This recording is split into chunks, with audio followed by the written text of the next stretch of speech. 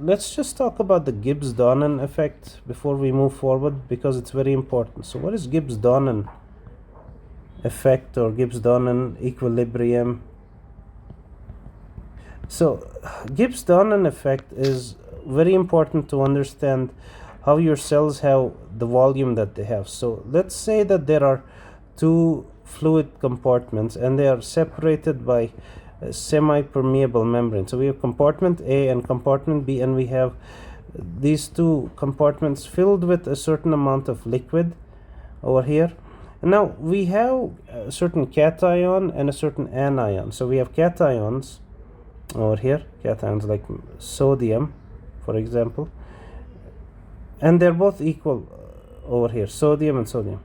And you have, let's say, an anion like chloride over here. Okay, so we have cations and anions, and they're all equal because water and these ions can easily cross across the semi-permeable membrane. Now, what would happen if I would, in this hypothetical scenario, place a very big molecule which cannot cross the membrane? It's really big. I'm just putting it as chemical X, this molecule, and it's going to have a charge. Like, let's say it's negatively charged. Chloride is negatively charged, sodium is positively charged.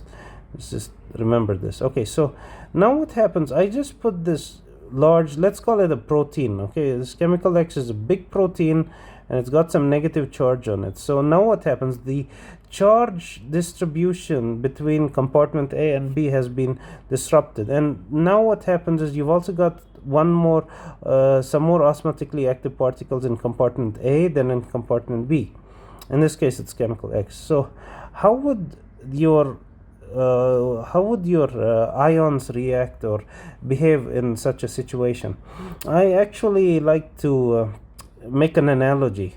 Think of this beautiful large molecule that you've put over here as a very attractive exchange student, foreign exchange student. So there is a classroom, section A and section B, and you have a bunch of cations. We'll make them the boys, and the anions, chloride, as the girls, and they're both equal, electroneutral, and the numbers are all matching. Everybody's paired up with each other, so everybody has somebody to give a gift to on Valentine's Day.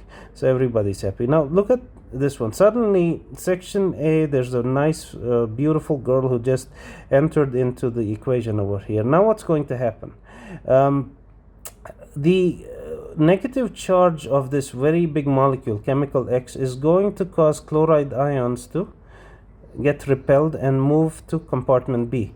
It's like, I don't want to be in the same class as chemical X. She's too intimidating. So you get more chloride entering over here into compartment B because they were repelled by the negative charge of chemical X. And now what happens? However, the sodium channels of compartment B, they realize, hey, there's this very beautiful cation in compartment A. I want to transfer and go to section A over there. So now the anions, chloride, started moving from compartment A to compartment B. And now the cation, sodium, have started moving from B to A. And now what happens? Chloride's like, hey, oh no, sodium is going away over there also. So, I'm also following the sodium back to compartment A, like that. So here, it's just a joke, but it's like a funny type of love story, love triangle type scenario, which helps you understand what's happening over here. So because of this redistribution of ions over here, you're going to see some very interesting things taking place. Number one, okay, so let me reiterate. We have, let me just remind you what we did. So we had two compartments. We had compartment A, compartment B, and they had equal number of cations and anions. Sodium was equal on both sides. Chloride was equal on both sides. Now you put some chemical which cannot cross the membrane. This one is staying in the same compartment, chemical X. So it repels, this negative charge is going to repel chloride to move to the other side, but sodium is going to come over here. And now this chloride that comes is like, hey, I want to come back, follow this sodium with its positive charge. So at the end, we are getting a net increase in total number of osmotically active particles in compartment A. So we have more osmolality in compartment A than in compartment B. So because we have more salts and ions and other particles in compartment A, water will also move into compartment A. Do you understand? So you're getting more salts, you're getting more water in compartment A than in compartment B because of this non-diffusible ion which is placed in compartment A, this non-diffusible charged particle which is placed in compartment A. So what's going to happen finally? Finally, compartment A is going to have more volume than compartment B, and it's going to have even more cations and more particles over here than in compartment B. This is similar to a situation where you have, let's say, plasma versus interstitial fluid. Let's remember, your plasma has plasma proteins like albumin and globulin, and they have a negative charge on them. When you compare your cations in the plasma, it is a little more than the cations in the interstitial fluid. Why is this? Because remember, the plasma proteins are going to repel negatively charged anions, like you could see chloride, the discrepancy here and here, the difference between the two, and there is a slight increase in the cations in the plasma side compared to in the interstitial fluid for that very reason which I explained. Now there are some other things. There's an equilibrium. There are some rules that will be followed over here.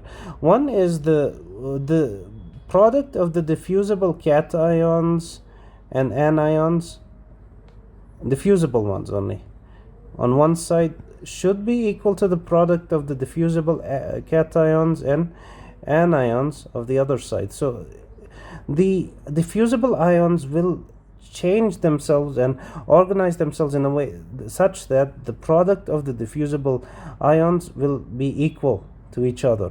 And the other thing is they will be electroneutral. Compartment A and compartment B will be electroneutral with each other, meaning the net cations and the net anions will be equal to each other, equal, and there won't be any like residual accumulation of charge on one side because they'll be neutralized. They'll be equal in number over there. So this is Gibbs-Donnan effect. Now, how does this apply in real life? Okay, so what if plasma has got a little more there's a little more cations in plasma than in the this one in the interstitial fluid, or if there is lesser anions in plasma than in the interstitial fluid.